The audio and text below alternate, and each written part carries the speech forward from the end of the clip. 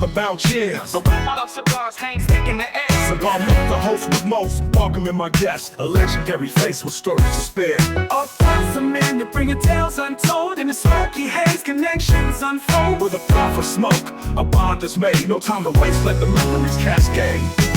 Making connections, sharing life's sweet grind. From childhood whispers to dreams intertwined. A conversation flow.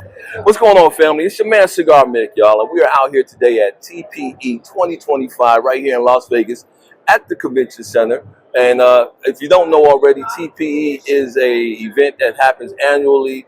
They do have a big presence, or I should say a presence of premium cigars, right? Premium tobacco, but it also incorporates a lot of other different types of brands, right? Like vaping, or industries, I should say, like vaping, cannabis, and the like, right? So again, it's all inclusive, and we're here today, and I'm sitting here with my friend, my brother, the owner of Tapping Ash Cigar Lounge, Melvin Runless, and we're just gonna talk a little bit about, every year we come to these conventions. You see it Puff a Minute at all these conventions, and we're always talking to the brand owners, right? We're always talking to the brand owners. How's everything going? What's happening in the industry?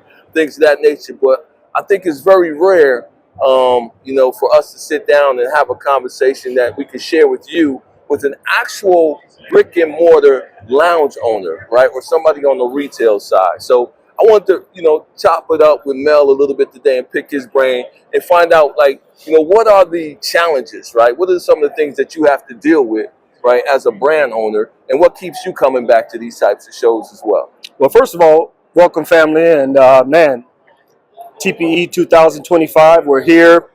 It's our convention. It's when we're excited, when we get to come out and mingle with folks and in the business, in the culture, the manufacturers, and plus our retailers. And it's a great time to just rekindle those relationships, get out, see what's new, see what product is out there, so that we can bring that product to our customers. This is where that all ties into. So we're excited to be here at TPE 2025. So yeah, man, I'm here with my brothers, and we just got on the showroom floor, and we're excited to just go around and see what's happening.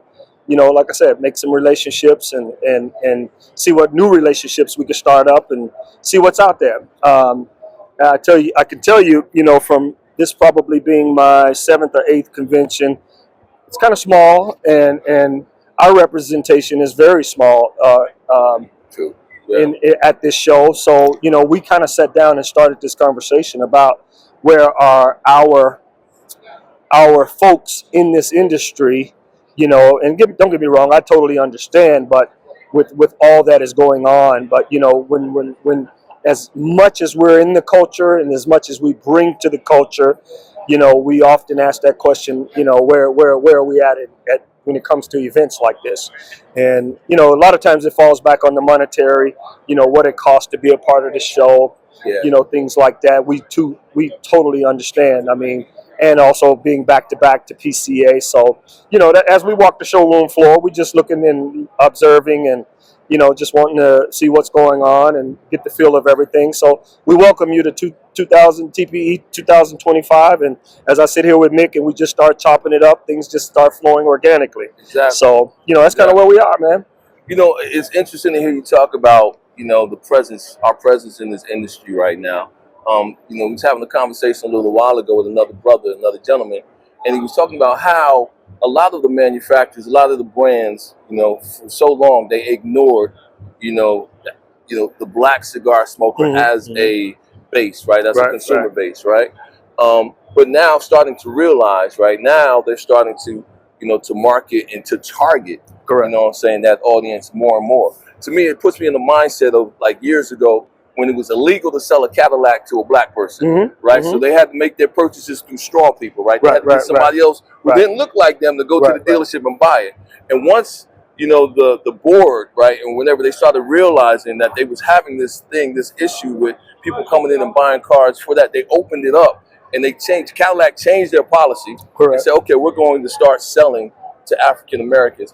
And that very year, their sales increased over 70%. From the day that they made that decision, right? Absolutely. From the previous year. So again, it's like we're probably we are, it's not probably, like we're like the top consumers in the country, right? Correct. Regardless of what you're talking about. So it would be foolish not to, to adhere to that base in some form or fashion. Correct. But to your point, a lot of times it's difficult for an up and coming boutique brand, right? Whether it's black owned or not, it's tough to come to these types of shows, right? To be seen, right? And that's why I'm kind of very,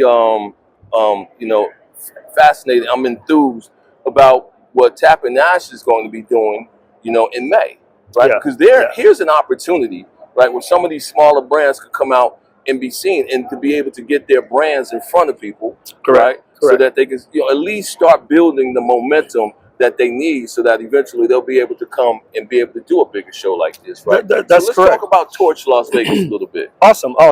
Well, if you guys don't know out there, TorchLV is .com is the website where you can go and search around a little bit and see if you want to be a vendor or if you just want to participate. Well, basically what it is us as a cigar lounge, as a mobile cigar lounge owner, us trying to just keep our culture alive, keep our culture together, put on events where grown folks can come out and have a great time. And really the common denominator is here. So with the absence of PCA for the next couple of years, we thought it would be an awesome opportunity to lay some groundwork for our very own first festival. And if you know Tap and Ash, and if you know Bad Ash, we always take advantage of any and everything when it goes on in our backyard, from the TPE to Big Smoke to PCAs. So whatever we can do in our culture, we always try and bring that, a place for us to come and feel comfortable for aficionados first, and and also in bring in those things that we enjoy, like bourbon, like wine, like the food aspect of it. So Torch came about, and it's a platform that we hope that will offer some of you new cigar brand owners an opportunity to come out and showcase your brand, get your cigar. And that's kind of how we started this conversation about representation, about some of the strategies needed to get your brand to that level.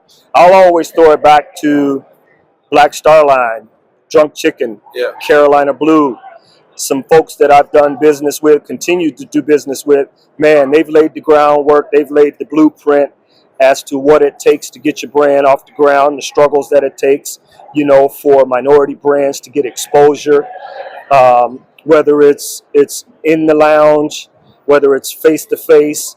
But a lot of times what folks don't realize is there's from a lounge perspective, it's a little deeper conversation needing to be had, as opposed to just saying, here's my brand, put it on the shelf. Yeah, there's a ton of factors that go into play, to get your brand off the ground, the marketing things. I mean, we started chopping it up about things that you can use when you got your brand, all the way down to your boxes, all the way down to your cellophane, all the way down to your ability to purchase tobacco and keep your tobacco and distribution. All of those things are major factors that you have to consider when you approach a lounge about your brand. Your price point is another huge. And I'll give you a quick scenario. Let's just say I got a brand and it's cost me this, and I go to a lounge and I want to put my brand out there, and my price point might be $10 to $13. One of the things I throw back to those manufacturers or brand owners are, I want you to go into my humidor and look around and see those brands that are in that same price point, and tell me what you think, or what you think a consumer would come in and why they would choose your brand over a brand that's been in business, for 20, 30, 40, 50, Nat Sherman, 100 years. Yeah. So just different strategies like that I want people to consider when you approach a lounge or think about getting on the shelf. Kind of makes me think about back when we slung cassettes and CDs out of the car. Guerrilla market. You know what I'm saying? Yeah, it's a little different when you got ATF and tobacco and alcohol and things like that. So we obviously can't cover all of those type of things. And also going back to, like you said, people think we just came out of the crevices for some reason over the last, post COVID. We've seen a major jump and shift into the culture and how it's evolved, how it's evolving, rather. It looks like there's more brown folks smoking cigars, there's more females smoking cigars, and that's true. So when you're out there and you're thinking about opening up a lounge, I mean, if those things are important to you, making those uh, uh, avenues available to the female smoker to come and feel comfortable are just major things that I really would love to sit down one day and talk about. Yeah. How important it is, and now we're changing and evolving to see that females are very present in our culture. The influencers, I mean, shoot, we can go down the line in this culture about the female presence. And so I think post COVID, you have and are seeing more female presence. Yeah. Repping the brands, out on the showroom floors, knowing what they're talking about and talking about what they know. Yeah. So it's a subject that can definitely, you can dive in 10 toes and gather some knowledge. So, look for it on the platform, mixed platform, a puff a minute.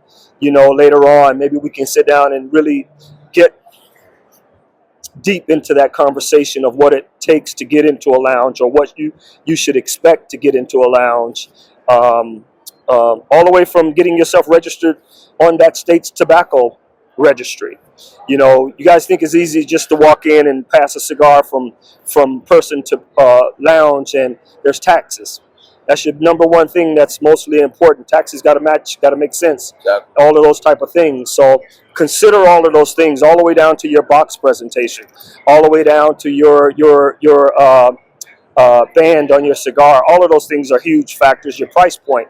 So again, those are just some things that we just sitting around and start to talk about, and I would love to dive into later on, and maybe we come up with something. We love to take your questions, your concerns, because from my perspective as a mobile lounge, I get a lot of phone calls about how we did it, what should I look for, and before you go out and spend $40,000-$50,000 on a mobile unit, and you find out you can't open up your accounts, because the mobile lounge is a growing thing.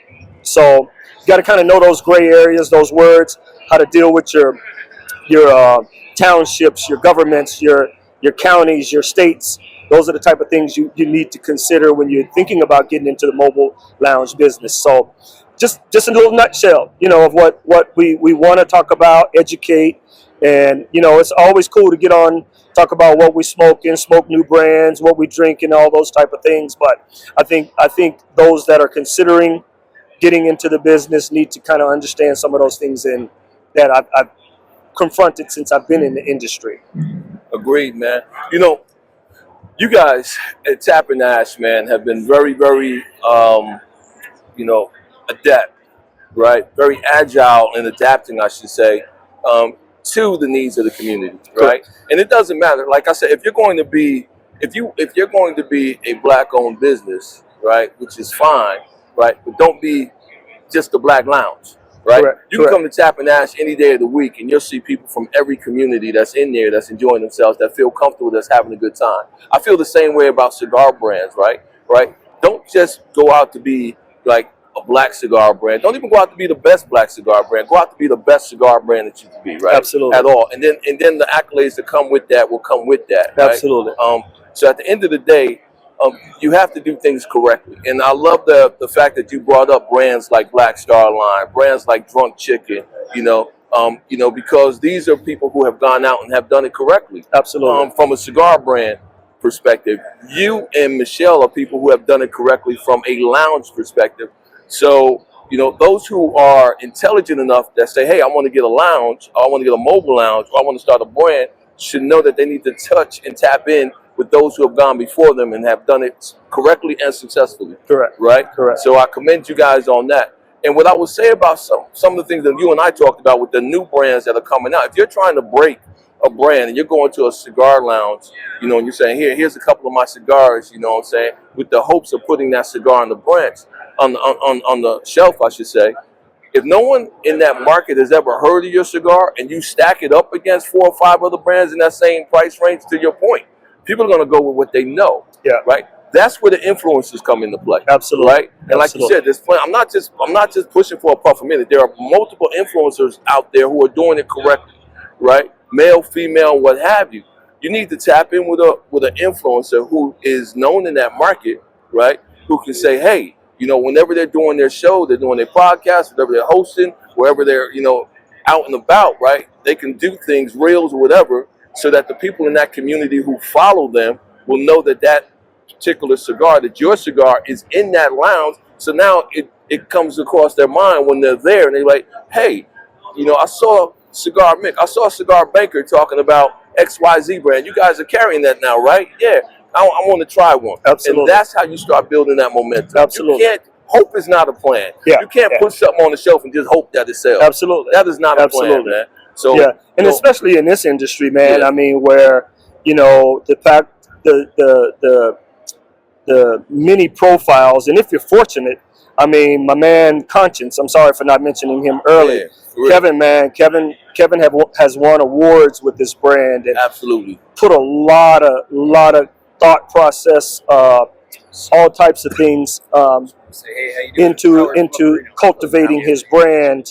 And you know, he would be somebody that any and every time we get an opportunity to speak, talk to, sit down with Kevin, all epic, all types of brands, but black brands rather that are struggling to exist in this culture that has a major influence from brown people. Yeah. You know, so but yeah, going back and finishing up on the torch. So if you think you're interested or want to be a vendor or come out, look at the website torchlv.com, see if you want to be a vendor or just come out and hang out. It's our very first one, but it's not our very first rodeo. We do a lot of events, as I say. We you know, take advantage of all of the conventions that come to town, but it's definitely something that we're going to grow. And I almost want to say, get in right now while you can, because we want and expect this thing to grow each and every year. And you know, Nick and I and Banker and a lot of our influencers, we all see each other at all of the cigar functions, the Barn Smokers, the Rocky Mountains, the, you know, festivals all over the city. So again, we're just one of those places that, and everybody always comes to Vegas, so you don't need a reason to come to Vegas. So if you happen to be coming, man, check us out, you know, chime in, get in the culture, see what it's all about, and you know, tap in. So yeah, back to you, Mick. I mean, I think you said a lot, man. I think you said it all, man. But on that torch thing, guys, don't forget torchlv.com. All right, go on there. Go today, man. First of all, like you said, it's in Las Vegas. Where else you want to go, right? Where else you want to go to enjoy good music, good food, and good cigars, right? And good people, right? So you want to do this, and this is the inaugural event this year, but it will, right? You heard it from Cigar Mick. This will be the largest day festival in the nation. Give it a few years, y'all. You want to say that you were at the first one, and you want to say, you know, 5 years from now that I've been coming from the beginning, from when it started. You want to be able to say that, right? So come down, get something that says, you know, that you was at the first Torch LV ever, right? Because again, as this thing begins to grow year after year after year, it is going to be almost, you know, we're looking at I would go on to say 2 years from now, when the tickets go on sale, by the time the close of business that day, it'll be sold out, right? Because everybody's going to want to be a part of this event. And for you vendors out there, for you brand owners, for you influencers, for you other people that sell paraphernalia, or whatever the case may be, right? You want to be a part of this because this is the way to get your brands out there and get them in front of the people, right? Where you can touch the people directly. Absolutely. Right? Other than that, bro, I want to thank you, man, for you know, sitting down with me for absolutely, brother. Anytime, all the time. It's always a blessing, always a pleasure to sit down with you. When you in Las Vegas, make sure y'all tap in. All right, over at Tapping Out Cigar Lounge, your man Cigar Mick is hosting on Saturday night. So if you're here on a Saturday night, make sure you holler. All right, that's what it is, y'all. Peace, man. We're gonna get on this floor and get y'all some content. All right, we out. Over now. We're craving more. cultural haven where the cigars burn slow. In a world of chatter, we let the truth flow. Sharing our passions, the laughter and the strife in this dim lit room, we celebrate life. A puff a minute, bringing tales untold. In the smoky haze, connections unfold. With a puff of smoke, a bond is made. No time to waste, let the memories cascade.